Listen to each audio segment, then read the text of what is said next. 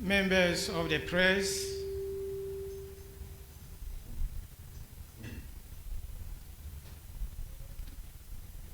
we, the bishops of the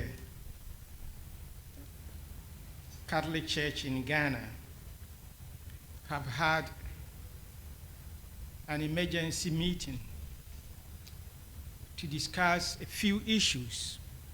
One of these is the situation in Bawku. And we call that meeting because we are aware some of us live in the vicinity. We are eyewitnesses of what is going on. And we thought that the situation calls for an emergency meeting and therefore urgent and immediate action by the state, by the government, and other interested parties. So during and at the end of our meeting, we came out with these statements, which I read now. We title our statement, "The Ghana Catholic Bishops' Conference appeals to government and the people of Bawku to help bring the protracted conflict in Bawku to an end and give peace a chance. We members of the Ghana Catholic Bishops' Conference are saddened by recent developments in Bawku leading to the death of 15 people and other people sustaining varied degrees of injuries. We are deeply concerned about the deteriorating security situation in the area. We have keenly followed and monitored over the years the protracted conflict between the Kusasis and Mamprusis that has resulted in the loss of precious lives and the wanton destruction of property. This lingering conflict is gradually turning Bawku into a ghost town. In some of our communiques issued in the past, including the latest issued at the end of our plenary assembly held in Donkokrom in November 2022, we made a passionate appeal to government and the people of Bawku in these words.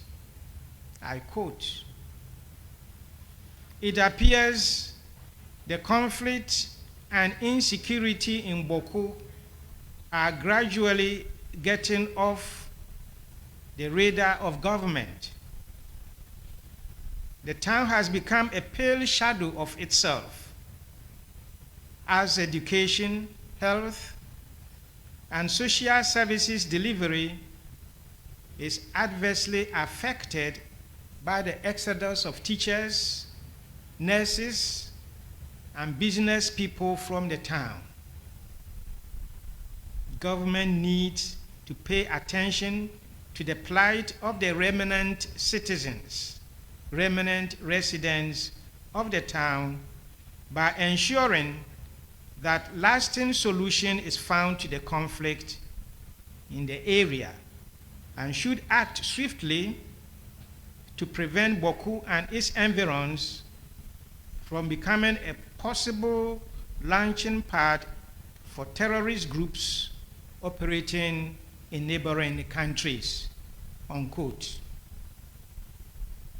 We wish to reiterate our appeal to government as a matter of urgency to use all the resources at its disposal to ensure that a lasting solution is found to the protracted conflict in Bawku. The situation of insecurity in Bawku and its environs is further compounded by the recent influx of refugees from Burkina Faso into the area thus putting further pressure on the already impoverished and beleaguered communities welcoming these refugees who are seeking safe haven. This influx could become a breeding ground for the infiltration of terrorist groups operating in neighboring countries. We call on government, and most especially state institutions mandated to deal with migrants and displaced people, to step up their humanitarian response to the situation in and around Bawku to avert further suffering inflicted on the population of the area. At the same time, we urge the government to empower the national security apparatus to ensure the non-infiltration of terrorist groups into the country. While commending the security personnel on the ground for working towards security and peace in Bawku, we call on them to be more professional and circumspect in the discharge of their duties and be measured in the use of their firearms so as not to kill innocent people. We also urge them to desist from some of the inhumane treatment and brutalities being meted out to innocent citizens of Bawku. At all costs, we must avoid actions that will result in reprisals effect from aggrieved people.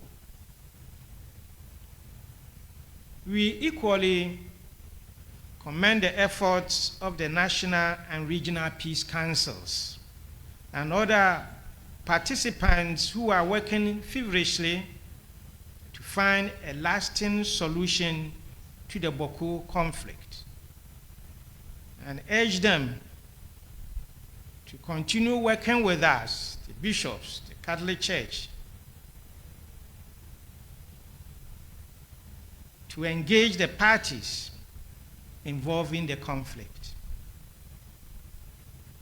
We finally appeal to the factions involved in the Bawku conflict, as well as all stakeholders, such as the traditional leaders, faith groups, print and electronic media, natives and non-indigenous, political party groups, and the international community, to do everything possible to help the process of peace building for the sake of our brothers and sisters in Bawku area and for the peace of Ghana. We pray, God, bless our homeland Ghana and make our nation great and strong. Thank you for your attention.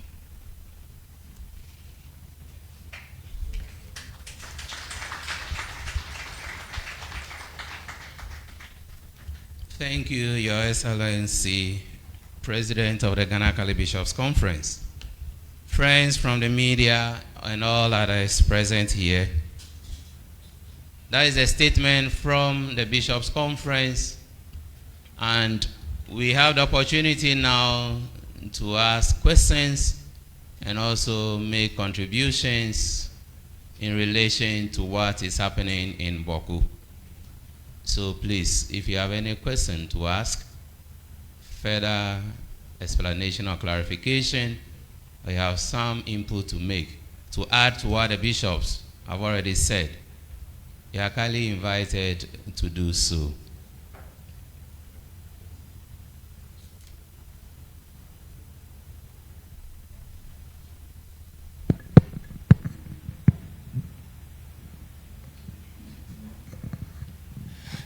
Good afternoon. I'm Peter Adato. I work with TV3. It's truly sad that we are in a country where a group of citizens are fighting among themselves for many years, and we are not able to resolve that problem.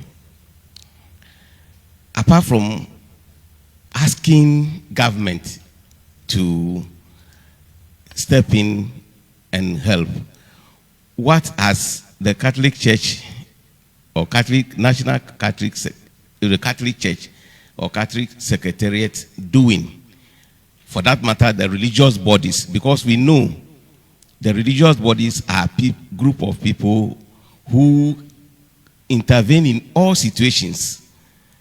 What are the religious bodies, the Catholic Church, the Christian Council, the Charismatic and all? What have you been doing to ensure that you speak to the conscience of the feuding factions to seek peace? Thank you. Thank you, Peter. Archbishop Name will respond. Thank you for your question. Anytime we meet, we share our contribution with regard to what we are doing to stem the tide of this conflict escalating. We have in the Tamale province, in each diocese, what we call a satellite peace center.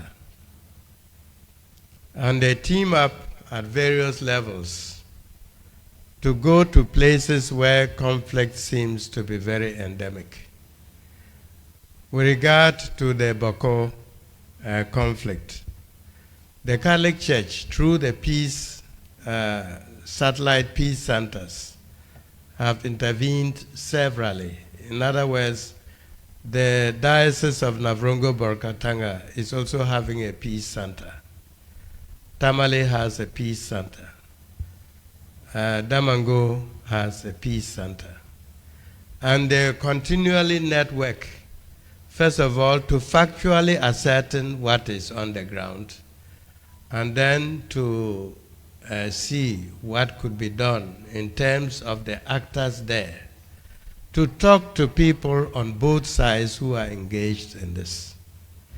If we are calling on the government now as a matter of urgency, it is just because we think that this ongoing attempt of the Catholic Church is not sufficient, either in terms of the resources, in terms also of the security apparatus, and in terms of the recent killing which we heard about. We thought that something more from the side of government should come on and just not be left to volunteers and things like that.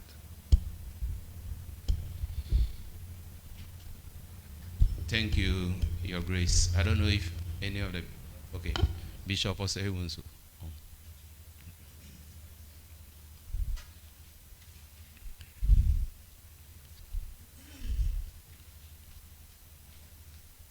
So the one about to respond is Bishop Alfred Agenta, Bishop of Navrongo-Borkatanga. Bawku falls under his jurisdiction. I think in a more concrete form, I would like to share with you, following the question that has been made. The diocese has been very much following the conflict in Bawku and has made several attempts to ensure that we are part of the ongoing peace process. And one of the concrete ways that we did was to try to support the Inter-Ethnic Peace Committee formed from both sides, the Mamprose and the Kusasis. And we had accompanied this group up to a certain point where they were about to have a kind of reconciliation process. And that is where I think the process broke down. And as long as that they were no longer willing to be able to proceed, we also felt that, well, we were going to support, to provide whatever resource we had to be able to accompany them. But when they decided that they were no longer going to continue, we were also caught. So just to let you know that we are now trying to find other ways in order to be able to see what is the best way to be able to do that. So I think this is how far we have gone, and we are still trying as much as possible also to reach out to those parties to invite them. As you are aware, I think one of the groups have vowed that they were not going to go back to the negotiation table.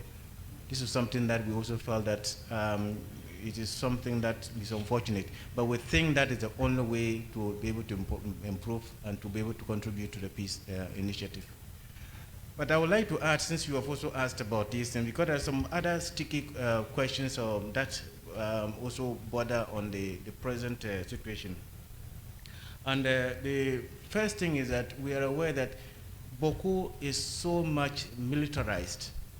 There is so much ammunition and arms in the area. And therefore, it is very, very volatile. And so unless we are able also to be able to see how this, the availability of arms and all that, if we are not able to tackle that problem, I think this kind of violence would continue. So that's one of the very first things that I would really like also to bring to the attention of the government. Where these arms are coming in, I mean, your guess is as good as mine, because Bawku is this is a kind of a border town. And so we would also want the government to pay attention to the fact that there is so much ammunition and arms in the area. Can you imagine that sometimes there is gunfire for almost 12 hours? Where is it coming from?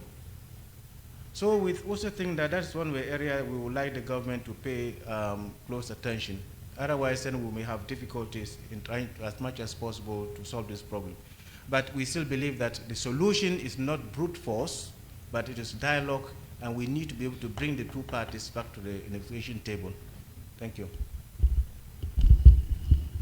Thank you, my Lord Bishop. I don't know if there is any other reaction. If not, we'll take the next question or contribution from the media or from those of us also participating in this conference.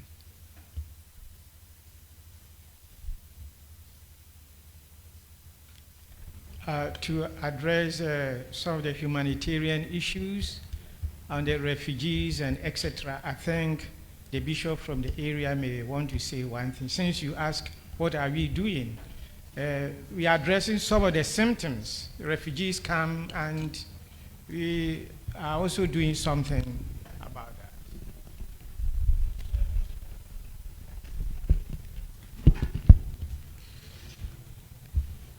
To be very concrete, currently we are hosting about 1,400 refugees, and I'm sure this is the latest figure that I have. But in the last couple of days, I suppose that this figure would have gone up more than 1,400.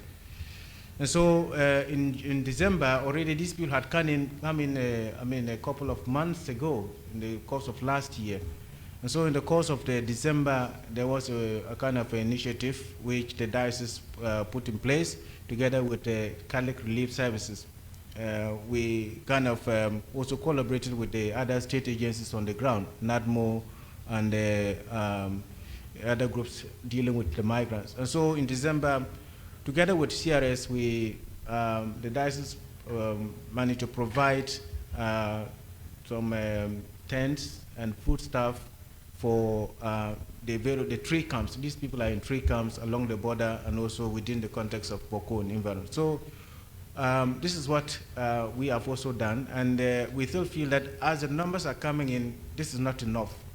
And so once again, we are appealing to the government, and we have also made appeals to our partners to provide our support so that we can deal with the influx of these people who are currently there. And majority of these people are young women, young mothers with their children, and a couple of a few elderly ones. And it's very, very sad when I visited the camp to see where they are being housed. And we also very grateful to the community that welcomed these people and provided shelter for them.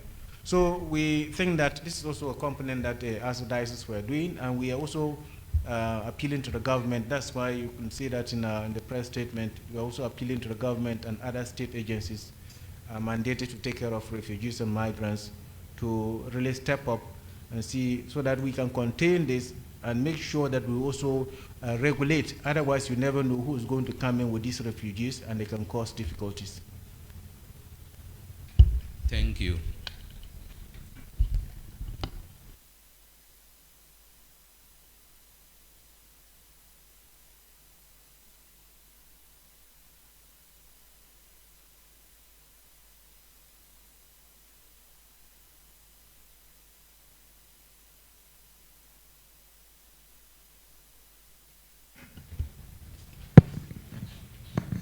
Thank you.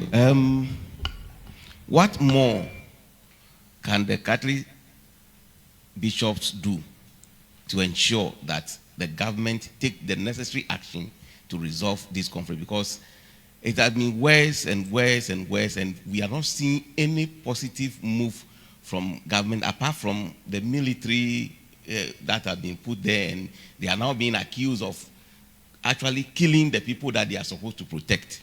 What more can the Catholic bishops do to get the government to act properly?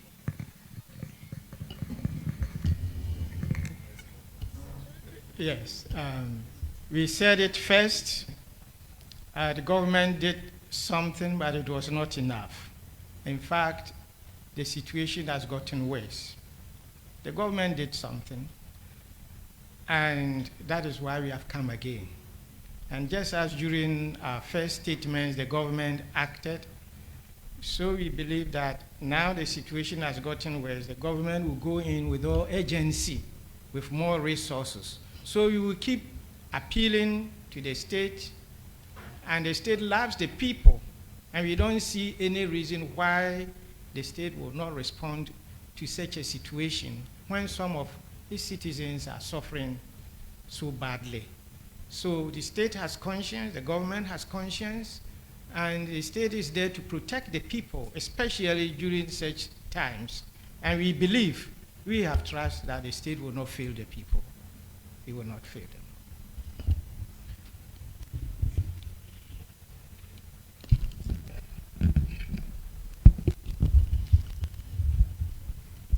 We hope that government will listen to this press statement and do what is right.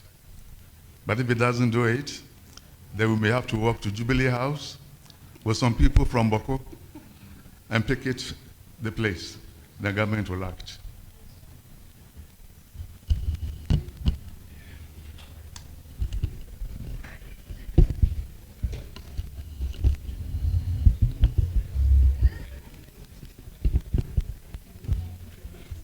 We also like to rely on the professionalism of the media. This is a section of the Ghanaian population who for many years have been in turmoil. And any government who would not speedily come to the aid of its ailing population is also telling the population a different message about why they are there as government.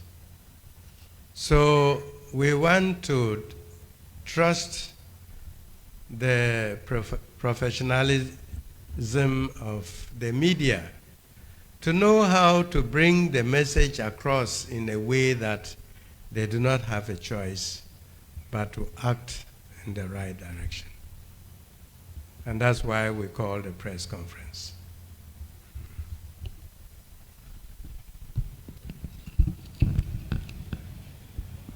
We also know that the situation is very complex. It has traditional, tribal, ethnic dimensions. Also, we know it has political dimensions. The very actors who are supposed to bring the people together are themselves pushing them asunder, underground, and sometimes openly by statements here and there.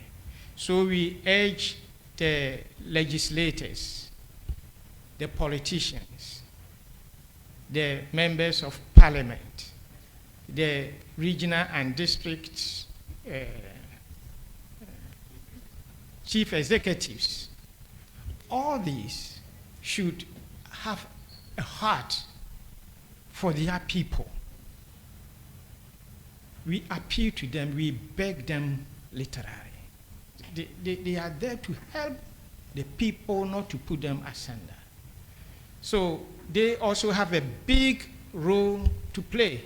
In fact, we believe that if they were to come together, those politicians from these two tribes, if they were to come together and go beyond this, I belong here, I'm from this one or this one, and really love them as Ghanaians, this problem will be solved in less than no time. So we also appeal to them, the politicians who are Kusasis, those who are Mamprusis, the district and MCE, DCEs who belonged here and there. Can they not bury their differences and have a real heart and love for the people? We appeal to them, please help our people, help Ghanaians, help these two people who have these major challenges. With that, I wish to call an end to this press conference and thank all of you for coming to listen to us. And we believe the press, you will carry this message aloft. You also have a big role, as the Archbishop has said,